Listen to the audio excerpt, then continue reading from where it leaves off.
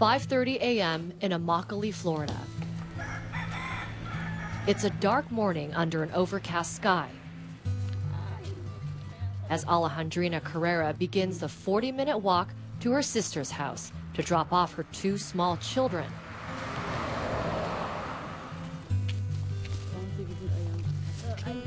It's too early for them to go to school, and they're too young to stay home alone. But Alejandrina has a bus to catch.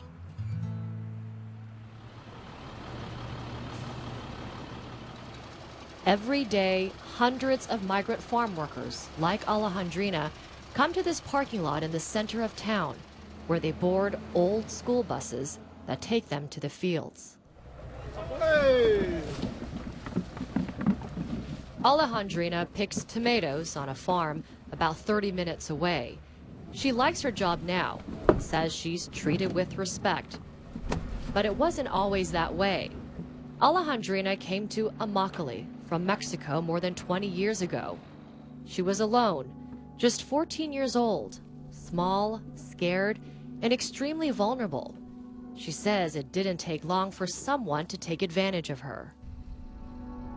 It happened at one of the first farms she worked at.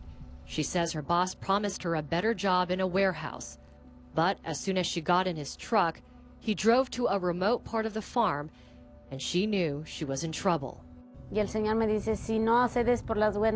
told me if we don't do this the easy way, we'll do it the hard way.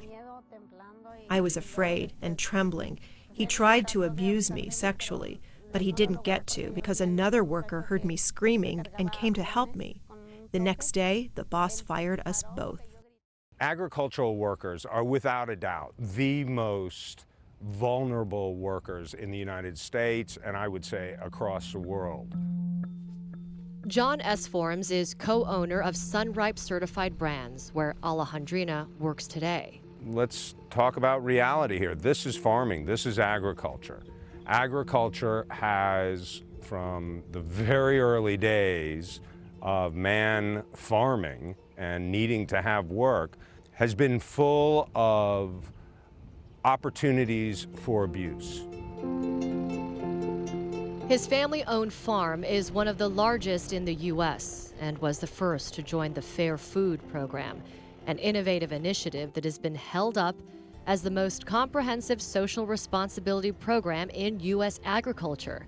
Today, nearly every farm in Florida has signed on. The program combines a set of high standards that includes monitoring the farms and educating the workers. Buenos días. Leonel Perez works for the Coalition of Immokalee Workers, or CIW, a nonprofit organization that developed the Fair Food Program. Today, CIW is holding a training session with farm workers, teaching them not only what rights they have, but what to do when those rights are violated. Leonel and the other educators here have first-hand knowledge because they are all former migrant farm workers themselves. The most important thing for me is to be able to talk to other workers because I have a shared experience. I work in the fields too, and now we can work together to end worker abuse. The Fair Food Program works because it has market consequences. If a farm violates the code of conduct, it is suspended from the program and cannot sell to participating buyers, which includes some of the biggest fast food restaurants and grocery stores. It all makes a big difference for those at the bottom of the supply chain, like Alejandrina. You can work freely. You're not going to be harassed. You're not going to be insulted. You're not going to be forced to work. There's more respect now. These days, Alejandrina wakes up in the morning happy to come to work, proud to talk to her kids about the company she works for. And that, she says, is the biggest change of all. Amaryl Walker, CNN.